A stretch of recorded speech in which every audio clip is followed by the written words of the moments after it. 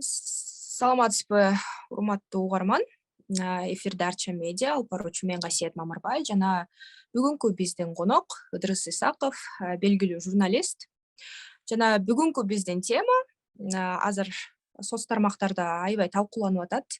5000 катталуучусу бар, 5000 окурманы бар адам автоматтык түрдө блогер болуп саналып, ЖМКларга теңелип калат экен да, ошол жөнүндө кандай оюңуз бар? Негизи мыйзам менен бөлүшүп кетсеңиз, сөз эркиндигине кандай балким эмеси болот да. Негизи сөз эркиндиги аз каяка барат деген суроо да. Саламатсыздарбы? Негизи азыр ушул сөз эркиндигин чектеп, аны көзөмөлдөгөнгө аракет болуп атат да. Бул нерсени биздин бийлик көбүнчө бул үлгүнү Россиядан алып атат да. Бирок Россиянын бийлиги азыр кандай бийлик?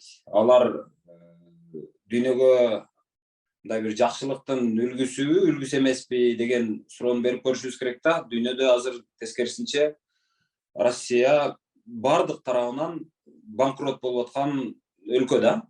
Өзүнчө ошол жанагы картайып калган, бир нече жылдан бери эскирип, баягы чыла болуп, баткак болуп калган бийликтин картайып калган, азыркы заман менен иши жок, замандын талаптары менен иши жок адамдар башкарып аткан системадан биздикилер үлгү алып, ошолордун чыгарган мыйзамдарын көчүрүп алып, анан Кыргызстанга импорттап алып келип атышат да.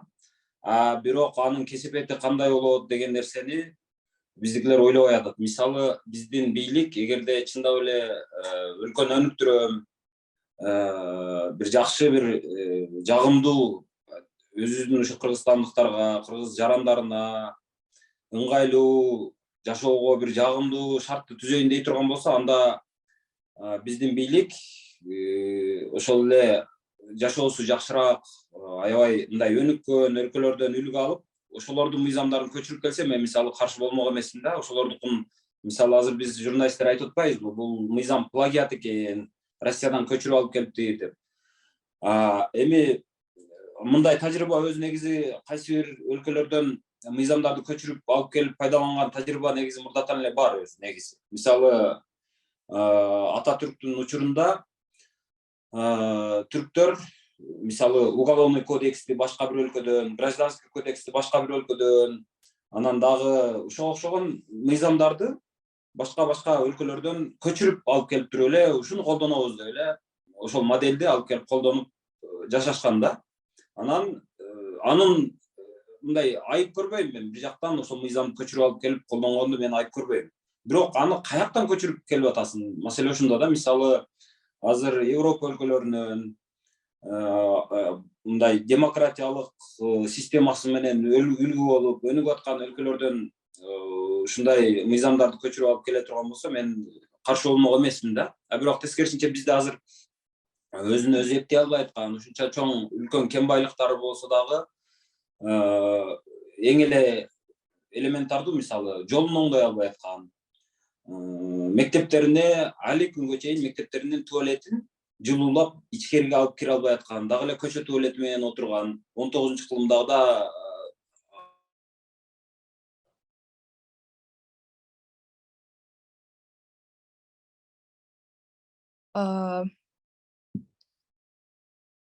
Так, жакшылык белгиси эмес да. Бул свет жанып атат, кайра өчүп калып атат бизде. Көрүнүп атамбы, мен көрүнбөй атамбы? Ушундай абал эми биз көрүнбөй атасыз. Абалын азыр көрсөтүп кеттик окшойт, бир маалда свет бар, бир маалда жок. Мен азыр теманы да алып кеттим. Башка бир чарасын көргөнгө аракет кылайын азыр. Так. Кичине көрүнүп тургандай болсак жакшы болот. Мен азыр Ыдырыс агай бир ыкмаларды колдонгуча мен айтып кетейин. Негизи ар бир мыйзамдын мыйзамды кабыл алып атканда мындай коомчулук менен сүйлөшүп, плюстарын, минустарын талкуулайт да. Анан балким бул мыйзамды окуганда элдер ойлошу мүмкүн, бул жакшы, блогерлер мындай сөзү кандайраак басымдуураак болот депчи, бирок бул деген өтө көп кандай десем бөгөттөр коюлган блогерлерге сөз эркиндигин чектөө деп Адилет клиникасы да айтып кеткен. Кайра биздин коногубуз келип алды. Ошо арткы жакка коюп койсоңор жакшы эле турчу да, мындай. Жүзүңгө жакшы эле. Ушул болот окшойт. Менде ошол экинчи телефондун фонаригин жандырып койдум азыр. Эмкисинде энергокризис жөнүндө сүйлөшөт окшойбуз. Биз темабызды уланта берели. Чет өлкөдөн мыйзамдарды көчүрүп алуу жөнүндө токтолгонбуз. Ушул оюңузду улантып кетсеңиз болот же башка суроо? Башка суроого өтө берсеңиз деле боло берет. Өз негизи мен айтайын деген оюм ушул биз эгерде өнүгөбүз десек, ушул өнүккөн өлкөлөрдүн мыйзамдарын алып келсек жакшы болмок да. Анан азыр дүйнөгө согуштун үлгүсүн көрсөтүп аткан, агрессиянын үлгүсүн, фашизмдин үлгүсүн көрсөтүп аткан таптакыр калыстыгы жок, бир гана адамдын бийлигине табынып, бир гана адамдын бийлигине сыйынып отурган бир өтө кандай десем, ушул бир 19-18 кылымдардагыдай ошол бир падышанын заманындагыдай заманда жашап аткан Россияны үлгү кылып, анан ошолордун мыйзамдарын көчүрүп келүү биз үчүн жок дегенде намыс үчүн болсо дагы ушул мыйзамдарды айрыкча мыйзам көчүргөндө ушул Орусиядан көчүрбөсөк дейт элем да мен. Анткени бул нерсенин кесепети эч жакка алып келбейт. Мисалы, Орусиядан жалаң интеллектуалдар азыр чыгып кетип атышат. Жалаң ушул билимдүүрөөктөр, анча-мынча ойлонгон, кичине ой баккан, сөз баккан, бир өнөр баккан, ошого окшогон билимдүүрөөк, билим издеген кишилердин бардыгы Россиядан чыгып кетип атат да. Бул жакшылыктын белгиси эмес, ошондуктан мындай өлкөдөн үлгү алуу бизде мындай бир жакшылык алып барабайт да, бул туңгуюк эле да. Анан биздин бийлик буга чейин өзү негизи, мисалы, Садыр Жапаровдун өзүн айта турган болсок, кызыктай да, Садыр Жапаров өзү депутат болуп отурган учурда КТР тууралуу абдан көп сүйлөгөн. КТРге өтө көп дооматтарын коюп келген. Мисалы, эмне үчүн КТР бизге сөз бербейт деген дооматтарды айтып келген. Эмне үчүн КТР саясатчылардын бардыгына бирдей карап, бардыгына бирдей убакыт микрофон бербейт деген дооматтарды айтып келген да. Анан себеби ал ошол кездеги калыссыздыкты туура, анын айткандары ошол кездеги айткандары туура болчу. Ал кезде ошол КТРК калыс эмес болчу. А бирок бул ошол калыссыздыкты жоём деп келгенден кийин кайра эле КТРди ошол бойдон кармап отурат да, мисалы. Ал аз келгенсип ошого окшогон мындай анча-мынча оюн, пикирин билдирип аткан кишилердин бардыгын азыр мындай көзөмөлдөп, кысканга аракет кылып атат. А бирок өзү ушул сөз эркиндигинин жемишин өзү көрдү да биринчи кезекте. Мисалы, ал бийликке ушул сөз эркиндигинин күчү менен келди. Ал бийликке ушул өзү саясатчы, блогер катары болуп туруп, ошол блогерликтен келди. Өзү ушул WhatsApp'тын, биз жаман көргөн батыш ойлоп таап койгон ушул WhatsApp, Telegram, Facebook дегенге окшогон ушул социалдык тармактардын күчүн, ошонун мындай бир жакшы жактарын ошол интернет берген эркиндикти пайдаланып, анан бийликке келип отурат. Анан эмне үчүн ошол Кудай берген интернетти эмне үчүн азыркы бийлик чектеп коюш керек? Эмне үчүн Садыр Жапаров пайдаланган ыңгайлуулуктарды, шарттарды эмне үчүн андан башкалар пайдаланбаш керек? Эми калыстык болуш керек да мында. Азыр ал калыстыкты ошол жок да. Азыр эми мага дагы бирөө келди. Айта берсеңиз. Негизи ошо мыйзамга токтоло кетсе, ар бир мыйзамдын плюстары, минустары да болушу мүмкүн. Көбүнчө биз азыр сөз эркиндигин чектөө жөнүндө айтып атабыз. Ар бир мындай пункттун асты үстүнөн карап чыкпайлыбы? Мисалы, 5000 катталуучусу барларды кандай аныктайт деп ойлойсуңар? Анан ошо мыйзамдын ичинде айтылып атат да, туура эмес, жалган маалыматты тараткан же бир адамдын өзүн, бир адамдын абийирине шек келтирсе, мунун баары деген тоже ЖМКнын мыйзамына, ЖМКда эле каралып, аны ошол түрдө эле мисалы бөгөт коюлушу мүмкүн страницасына же азыр көп адамдар отурат сөз эркиндиги үчүн, балким ошого да кетип калышы мүмкүн да. Бирок бир четинен окуганда бул деген жакшы мыйзам экен, блогерлер жыйынтыгыдай болуп эле саналып атат деп айрымдар айтып атат да. Бирок деген ошол биздин азыркы ишибиз адамдарга эмнеге бул мыйзамдар туура эмес дегенди жеткириш керек болуп атат да. Ошондуктан мисалы жалган маалыматты тараткан болбойт деген эмнеге аны деген мисалы ким аны кандай колдонушу мүмкүн? Биз билбейбиз. Эми өзү негизи бул ушул азыркы 5000ден ашык подписчиги бар адамдарды жалпыга маалымдоо каражаты бар адамдар менен теңейбиз деген сөз болуп атат да, эми бир сөз менен айтканда. Бирок 5000ге чукул адамды өзүнө подписчик кылып каттатып алуу биринчиден көрүнгөн эле кишинин колунан келе бербейт. Экинчиден аны эл сыйлап аткан болот же эл күтүп аткан болот, эл анын сөзү менен макул болуп эсептешип аткан болот. Бул дайыма болуп келген и боло берет. Анан 5000 кишинин кантип катталуучусун аныктайт. Мисалы меникинде көрүнүп турат, азыр 5000 киши бар экендиги. Мисалы менин Instagram баракчамда бир 47 000 катталуучу бар. Facebook'ta bir 18 000 катталуучум бар. YouTube'da bir 400 000ден ашык катталуучум бар да. Анан ошол аркылуу эле биздин канчалык жанагы катталуучубуз бар экендиги ал көрүнө эле турат. Анда маселе жок.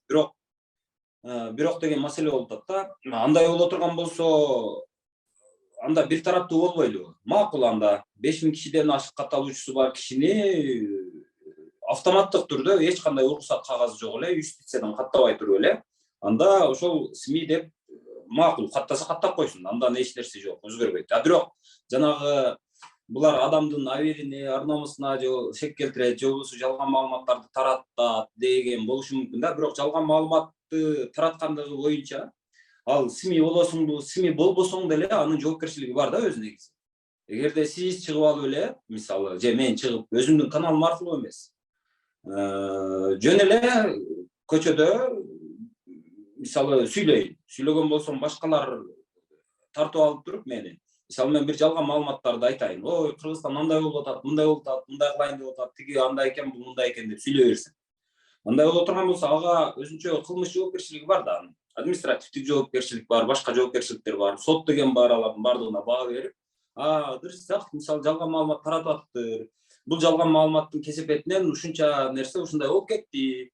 Ошондуктан ушунча Кыргызстанга ушунча зыян келди, же болбосо ушул тараткан жаман маалыматтын айынан мисалы улуттар аралык же аймактар аралык же расалар аралык кастык жаралып, анан ушундай конфликт чыкты, андан айынан ушул бир адамдын каны төгүлдү дегенге окшогон фактылар болуш керек да. И андай боло турган болсо ага мисалы СМИ колунда СМИси барбы, жокпу, анын 5000 катталуучусу барбы, же бир эле жалгыз катталуучусу барбы, айырмасы жок да. Ал ансыз деле кылмыш жоопкерчилигине тартылат. Анын үчүн атайын мыйзамда жоопкерчиликтер каралган да. Анан өзүнчө отуруп алып эле дагы 5000 катталуучусу барга ушундай кылалы деген сөз, эми билбейм. Өзү негизи муну чектеп деле кое албайт. Мисалы эгерде азыр 5000 катталуучусу бар киши, же болбосо 100 000 же 500 000 катталуучусу бар киши, эгерде булар тыйып же ишмердүүлүгүн токтотобуз дейт турган болсо кантип токтотот? Мисалы сотко береби. Сотко берсин, макул. Сотко берип сен мындан ары YouTube каналыңды иштетпейсиң деген чечим чыгарабы. Кандай кылат? Андай кыла турган болсо мен аны аткарбай койсом эмне болот мисалы? Андай болсо макул. Анда мен сыртка чыгып кетип эле ушул эле менин аудиториям кыла берет да мисалы. Мен кыргыз мисалы көрөрмандарым боло турган болсо, кыргыз көрөрмандарым кыла берет. Мен мисалы башка өлкөгө чыгып кетип, анан ошол жакта отуруп алып, ушул оюма келгенди айта берсем эмне болот? Анда чындап эле жанагы башка өлкөгө чыгып кеткенден кийин жоопкерчиликтен коркпой каласың дагы, анда чындап эле жалган маалыматтарды тарата башташың мүмкүн. Ошол эле каналың бар, каналдын паролун алып кое албайт. Каналыңды алар жаап кое албайт, бийлик. Себеби бийликте ошол каналды жаап коюунун механизми өзү жок. Ал механизм мындай алганда жеке компанияларда турат. Мисалы Facebook жеке адамдыкы, YouTube жеке адамдыкы, Twitter жеке адамдыкы, WhatsApp жеке адамдыкы. алар мисалы Кыргызстандын президенти экен, ой деп коркуп кетпейт да аларчы. Бул ошол Ыдырыс Исаковдун каналын өчүр деп атат, өчүрүп коелу, жок кылып коелу, ушуну жоюп салалы дебейт да. Алар аны менен эсептешпейт. Ошол жагынан алганда бул мындай механизми каралбаган бир абсурд болуп атат да. Бул мисалы эмеде жанагы жогорку кеңеште ушундай депутаттар бар. Аларды ушул психикалык жактан жабыркаган, ооруганраак киши деп деле ойлоп койсо боло берет да айрымдарынчы. Анан ошого окшогон мындай бир акыл эси, кругозору, көз караштары, билими ошол бир 5-6 класстагы бойдон же болбосо бир калып кеткен, же болбосо бир 90-жылдарда калып кеткен адамдар бар да, көз карашы ошо 90-жылдарда кандай болсо ошол бойдон калып кеткен адамдар. Анан ошол кишилерге теңелип, анан ошол кишилерди угуп, ушундай экен, ушинтели дегенге окшогон нерсе, мындай билбейм буга канчалык мындай олуттуу мамиле кылыш керек. Эми бул олуттуу карабай турган нерсе да, өзү негизи демократиялык нерселердин өзүнүн бир баалуулуктары бар да, мындай принциптери бар. Мисалы, качан адамды чектеш керек, же болбосо качан адамды мындай жазалаш керек. Чектөөнүн өзүнүн негизги базовый бир 3-4 гана эмеси бар, талабы бар. Мисалы, эгерде мен мындай медициналык жактан бир ооруну жугузуп кое турган болсом, мени изолировать этиш керек. Туура. Ал медициналык жактан кадимкидей мен бир ооруну алып жүрүүчү болушум керек. Анан ошого жараша мени изолировать этип бир жерге камап койбосо, анда мен башка адамдарга ал ооруну жугузуп жиберишим мүмкүн. Коомчулукка кооп болуп каласыз. Ооба, мен коомчулукка бир кооптуулук жаратам. Анан экинчиси, мен ушунчалык баягы ушундай адам болушум керек. Мен кандай десем, менин куралым бар болушу мүмкүн. Куралым менен ошол адамдарга коркунуч жаратып аткан болушу мүмкүн. Ошол сыяктуу учурда мисалы мени укугумду чектесе болот. Андан башка кайсыл учурда? Кыскасы ушуга окшогон чындап эле адамдарга физикалык коркунуч жарата турган учурлар болушу мүмкүн. Мына ошол учурда жанагы менин укугумду чектеп, менин эркиндигимди чектесе болот. А бирок элдин бардыгын келесоо көрө бербеш керек да. Элдин бардыгын мисалы биз Кыргызстан кандай билим берип атат десең, биз жакшы билим берип атабыз. А жакшы билим берилген жерде элдин бардыгы келесоо эмес да. Мисалы мен эгерде туура эмес сөз сүйлөсөм, мен нары эле айтышат. Ыдырыс, сен адашып калдың, мындай деп. Мисалы мен бүгүн молдо деген сөздү колдонуп койдум эле бир жерде. Сен молдолорго шек келтирбе, сен бакшыларды айтам деп, сен молдолорду айтып алдың. На самом деле сен молдону айткан жоксуң, бакшыны айттың, а бирок молдо деп айтып алдың. Мунун туура эмес болуп калды деп мени мисалы бурчка такап атышат да. Ал деген сөз эл келесоо эмес деген сөздү билдирет да. Анан бийликке келип алгандан кийин эле элдин баарын келесоо көрүп эле, анан мен эмне десем эле мени ээрчип кете берет дегендей бир коркпош керек да мынданчы. Себеби мен жалган маалымат айтып койсом, балким мисалы мен адашып айтып алышым мүмкүн бир жалган маалыматты. Андай боло турган болсо бийликтин өзүндө механизмдер бар да. Жок, Ыдырыс Исаков адашып калды. Ал айткан нерсе чындыкка дал келбейт. Чындык мынандай деп туруп өздөрүнүн версиясын чыгарып койсо, эл деле келесөө эмес да. Дейт да элчи. Ушундай беле көрсө Ыдырыс адашыптыр, же болбосо Ыдырыс жалган маалымат таратыптыр деп эл өзү анализ кылат да. Элдин бардыгын баягы келесөө көрбөшүбүз керек да биз. Ошол. Мисалы, азыр мыйзамдарды бийлик кабыл алат. Анан жалган маалымат дегенде, жалган маалымат деген бул деген башка ойда болушу мүмкүн да, мисалы бийликке жакпаганчы, ошондо кандай болуп калат да? Жалган маалымат жок, бийликке жакпаган сөздүн бардыгы эле жалган боло бербейт да. Бирок биз жеринен чектеп атканда билбей атпайбызбы? Анын бир дагы эмеси көрүнбөй эле да, механизм канчалык түрдө аныктайт дегеничи. Ошол топтонуу жаратат да. Эми биз тилекке каршы биз ушул мындай бул мыйзамдын эмне үчүн ушунчалык коркунучтуу экени ушул жерде жатат да. Өз негизи баягы сөз бар го, иттин өлүгү каерге көмүлгөн деген. Иттин өлүгү мына ушул жерде көмүлгөн да. Мисалы бизде адилеттүү тергөө жок. Мисалы милицияда мисалы каалагандай кылып, каалаган жеринен казандын кулагын каалаган жеринен чыгарат. То есть тергөөдө ар деме кылып койсо боло берет. бизде. Андан кийин адилеттүү сот дагы жок. Аны мисалы ошол Садыр Жапаров өзү деле айтып келген, адилеттүү сот жок деп.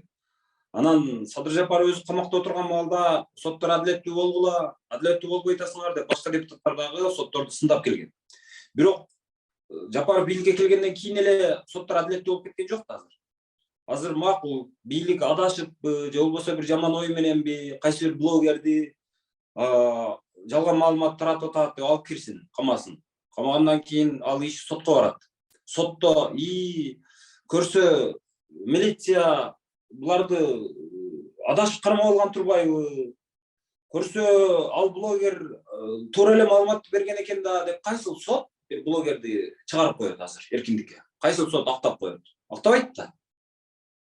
Ушул жагынан алганда бул абдан коркунучтуу мыйзам да. Бул ушуну менен биз эмнеге баратабыз? Биз диктатурага баратабыз. Диктатура эмнени билгизет? Мисалы диктатуралык өлкөлөрдүн бири дагы өнүккөн эмес өзүнө. Өнүксө дагы бир убактылуу учурга чейин өнүгүп, анан кийин ал токтоп калат да. Мисалы көбүнчө азыр айтышат, мисалы Кытай диктатуралык, ошол коммунисттик, авторитардык өлкө. Анан ошол коммунисттик режимдин диктатурасы азыр орноп турат. Бирок Кытай азыр дүркүрөп өнүгүп атат. Бирок ал жерде көп факторлорду биздикилер эске алышпайт. Мисалы Кытайдын өзүнүн эли абдан көп, эли көп жерде ички товар оборот өзүнөн өзү деле кыйла боло берет да, жакшы болот. Ошону менен дагы Кытай өзүн өзү алып кете алат деген сөз. Бирок ошондой болгон күндө дагы Кытайдын ушул компартиясындагы абал азыр уже бузулду.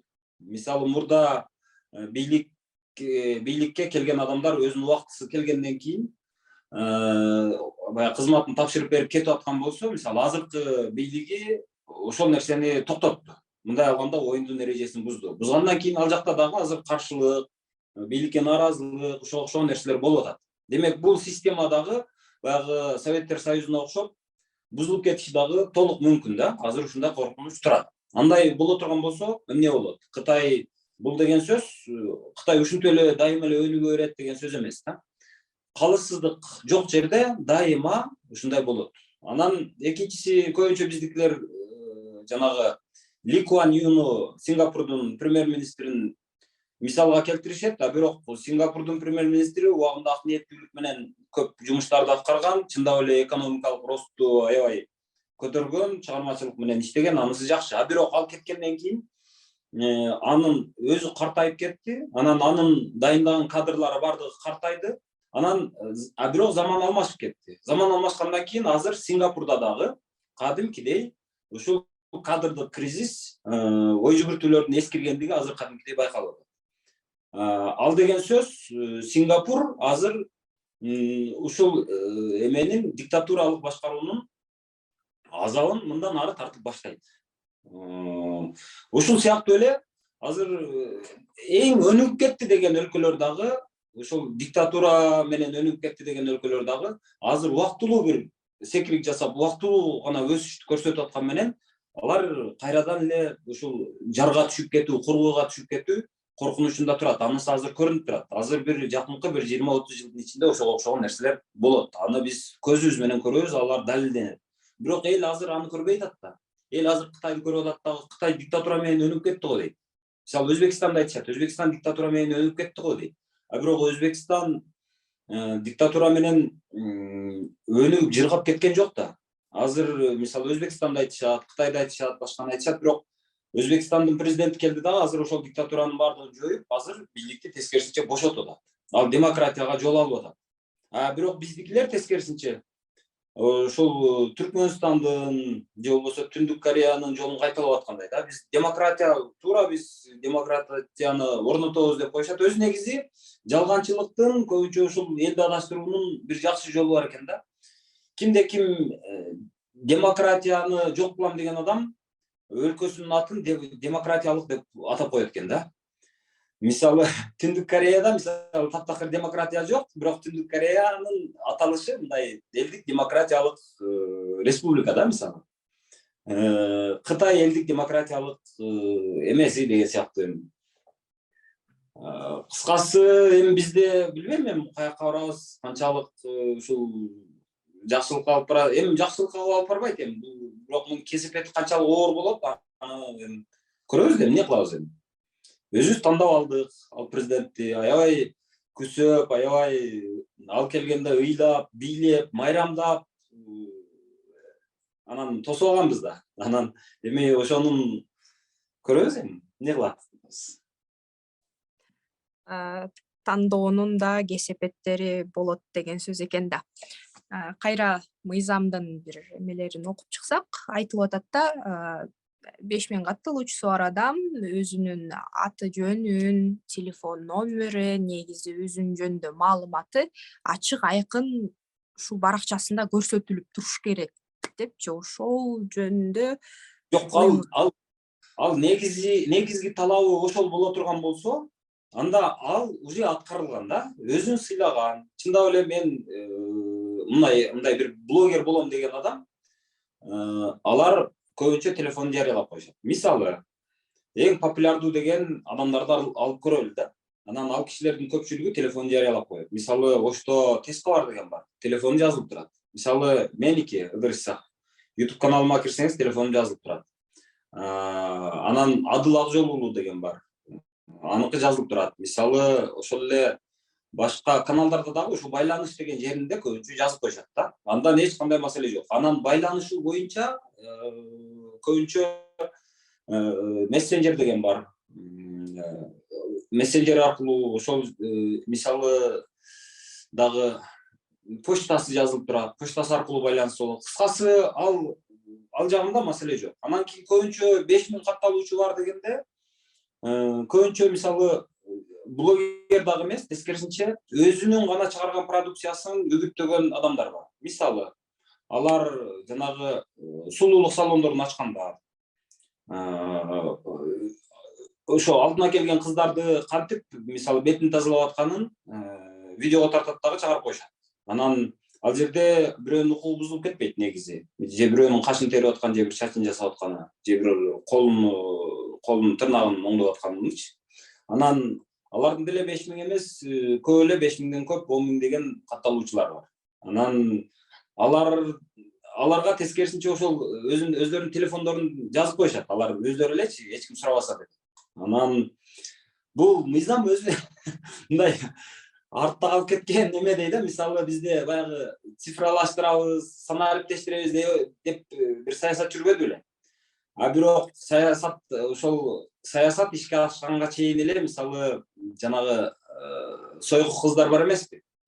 Сойку кыздар мамлекеттик ошол цифралаштыруу программасы ишке ашканга чейин эле алар өздөрү цифралашып алган болчу да. Мисалы, алар Инстаграмда бар, WhatsApp'тары белгилүү, телефондору жайылган, анан чалсаң дароо жооп берет, же болбосо жазсаң дароо жооп берет деген сыяктуучу. Анан адрестери кадимкидей көрүнүп, анан сүрөттөрү менен чыгып, параметрлери менен бардыгы ушул сыяктуу нерседе бир күлкү болгон эле. Ошол бул сойку кыздар бийлик санариптешкенге чейин эле санариптешип алды го дегендейчи. Азыр ошол сыяктуу бизде бийлик ал талаптарды койгонго чейин эле ал талаптар өз негизинен аткарылып калган да. Андан башка дагы эмне талабы бар, мен билбейм эми. Ошол айтып атпаймынбы, өзү негизи эч нерсени ойлоп табыштын кереги жок, өзү бардыгы бар. Мисалы, эгерде ушак таратып атат, ошону көзөмөлдөө издей турган болсо, ар бир ушак тараткан адамга ансыз деле мыйзамдар каралган. Ал мыйзамдар бар.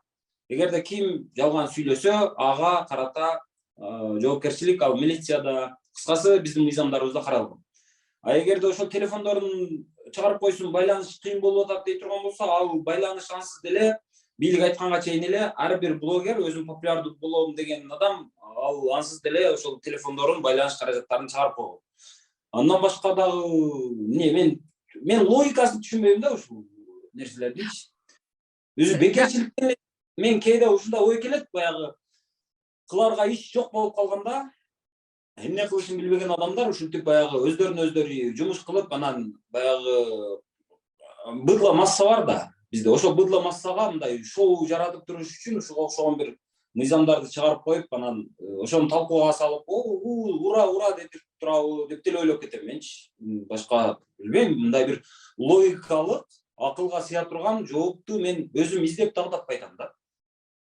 Өздөрүнө эле жумуш жасап аткан жөнүндө айта кетейин дедим эле. Мисалы ошол эле мыйзамда кайра эле блогер ЖМКлардын реестри түзүлөт деп атат да. Реестри дегенде ар бирөөсүн жазып чыгат аты жөнүн, анан мисалы жөн эле божомолдоп санаганда реестринде канча адам болушу мүмкүн деп ойлойсуз? Ушул жөнөкөй эле суроосунчу. Андай боло турган болсо Facebook колдонуучунун бардыгы же болбосо Instagramга катталган адамдын бардыгы ошол реестрге кириши мүмкүн, бирок ал ансыз деле өзү катталып турат да. Мисалы ошол эле жанагы интернет провайдерлер, мисалы ошолордун бардыгында биздин маалыматтарыбыз дээрлик бар да. Ал кайсыл аккаунттан кирет, кайсыл аккаунтту колдонот, анын телефонунун маркасы кандай, андан сырткары кайсыл компьютерди колдонот, кандай компьютер, анын IP адреси кайсыл жерде, бардыгы көрүнө эле турат да. Анан буга эмнеге булар баш ортосушат, мен билбейм да, түшүнбөйм. Кызыктай нерсе болуп атат да. Техникалык жактан алганда булардын бардыгы уже чечилген да. Баш иштебесе буттун шоору деген сөз бар эле го кыргыздарда. Белким ошого барат. Бир карасаң, жанагы Кыргызстанда көбүнчө жанагы идеологиялык жактан жанагы эски адамдарды алып келип дагы деле ошолорду мындай профессионал көрүп атабыз. Эски мисалы интернеттин экенин таптакыр билбеген, мисалы баягы кеш деген сөздү кадимки кеш деп түшүнүп алып, анан ошол кешин тазалап койчу десе, мисалы ошону мен макталай акчамды тазалап коём экен деген сыяктуу бир ошону түшүнө албаган кишилер бар да. Мисалы техникалык жактан азыркы заманбап терминдерди, азыр соц тармактардагы заманбап инструменттерди таптакыр түшүнбөгөн, алар кандай колдонулушун, анын жалпы логикасын дагы түшүнбөгөн адамдар бар да. Анан мына ошол кишилер азыр бирок бийликте турат да дагы делечи, же болбосо бийликке келип атышат. Анан мына ошол кишилердин логикасы боюнча иш жүрүп атабы, мен билбейм да. Мен ушул Кыргызстан тезирээк эле ушул жанагы жаштар бийликке келип калса, балким жаштар бир аз эме болот эле. Мен мурда укканымда жанагы Ошто бир бай тууралуу бир жаман маалымат чыккан экен. Ал жаман деле маалымат эмес, мындай. Оштогу бир бай бир жерде мас болуп алып сүйлөйт. Ошол сүйлөгөн сөзү интернетке тарап кетет. Тарап кеткенден кийин ал бир күн самолетто кетип атып бирөө менен, билейин мен ошол маалыматты кантип өчүрсөм болот деген экен. Аны эми Цукербергке чалышыңыз керек дагы, Facebook'тан өчүртүп койсоңуз болот дептир. Тамашалап айтыптыр да, десе мен өчүртөм аны дейтимиш да баягычы. Ошол мисалы ошол сыяктуу логика менен ойлонгон кишилер азыр эми бийликте отургандыктан ушундай нерселер болуп атабы, балким такыр түшүнүктүн жоктугунан. Эми түшүнбөс эле жок да. Түшүнбөс эле жок да.